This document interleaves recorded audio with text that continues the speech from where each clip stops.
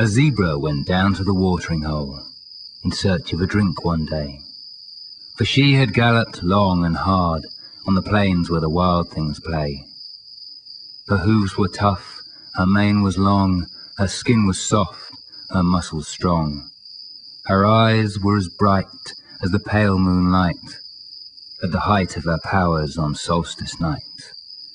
Her heart was young and full of a fire that burned with the flame of the purest desire. Her spirit was restless, but she feared no pain, for she was the horse that could never be tamed. But a croc lay in wait by the side of that pool. He was wily and wicked and cunning and cruel. He watched as the zebra came down to drink, and as he watched and he waited, he started to think, how could he have what could never be tamed?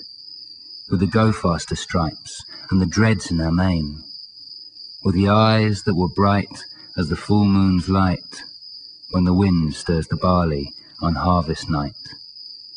And he hatched out a plan to appeal to her pride, for he longed for a taste of her velvety hide, and to sink his teeth deep in her hot silken throat, and to drink of her blood till his senses were soaked. So he said to the zebra, "Magnificent beast, will the wonders of the wild world never cease? Where are you from, and what is your name? Is it true you're a horse who can never be tamed? For in all of my rovings, never have I seen a nightmare more closely resembling my dreams. Are you black? Are you white? Why, you're really a sight, with your eyes like the moon on a midsummer's night, with your scent so alluring and your markings so rare. Will you forgive a poor croc if he can't help but stare? And if I sing you a song, would you grant me one favour, a single sweet kiss for these rude lips to savour?" Said the zebra, "Oh, sir, I can never be tamed, for I love nothing more than the wind in my mane. And I'd rather die alone than live life by the rules of those commonplace horses, that herd of fools. My name is a secret I'll not give away, but I come from the plains where the wild things play. And my nature is paradox, like the moon, dark and light. If you ignore me, I'll kick you, but if you chase, I'll take flight. But I won't try to stop you if you really must stare, 'cause I'm a bold horse, I'm a bad horse, I'm a haughty nightmare. And as for your song, if you sing I might listen, but I'm making no pledges when it comes to the kissing." Then the crocodile smiled to himself, but to her he said, "Very well then, I'll sing, but first come closer. For the song that I sing is a tender refrain, it is not for the ears of those fools on the plain.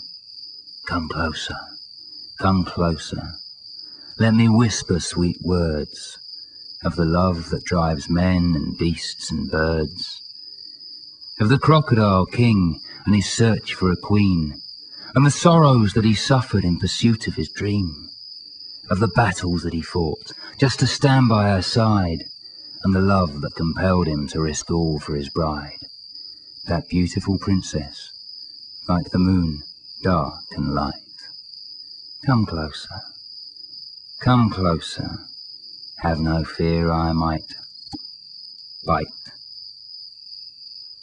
The zebra stood still, and a silence descended, as deep and as dark as if time had ended.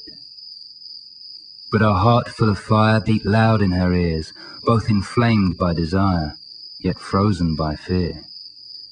For though she had sworn she would never be mastered, still the crocodile's song made her long for disaster. A mad love, a bad love, a look out you've been had love, a fierce love, a pure love, a rich, rare and raw love. And so despite her misgivings of the horny old crop, she took a step closer, and she let her head drop, and the crocodile whispered, That's it, my pretty. Have a heart, lend an ear, hear my tale and take pity.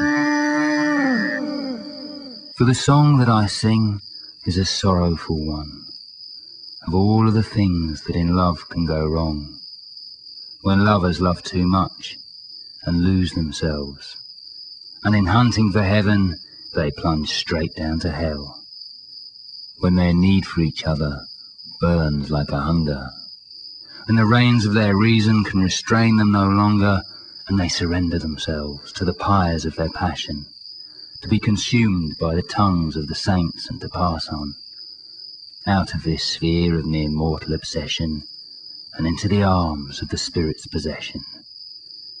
And as he sang on, his voice dwindled almost to a hiss, till the zebra leant so close he said, "Now, lady, my kiss."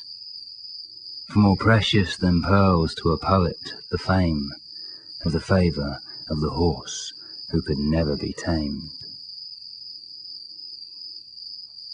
The zebra stood silent, barely breathing at all.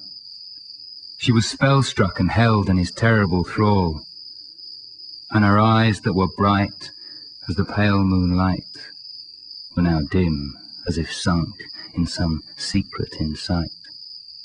And she never moved a muscle as the croc glided closer, till his lips were on her lips and his claws were upon her.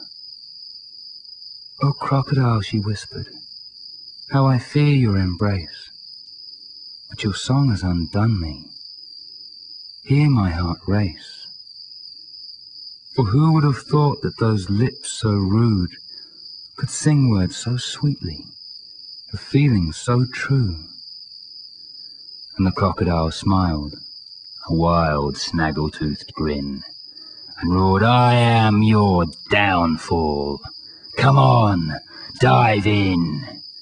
Then he flung his jaws wide and he snapped them tight on the neck of the horse with the eyes as bright as the blood on the blade on sacrifice night. And he sank his teeth deep in her flesh so smooth, and he rolled and he dragged her down deep in his pool. Her hooves were tough, her mane was long, her skin was soft, her muscles were strong, but she struggled in vain, and she didn't struggle long. And as darkness closed over, she remembered his words of the love that drives men and beasts and birds to the pinnacles of pleasure and the depths of despair. But the crocodile just wept as he slept, all alone in his lair.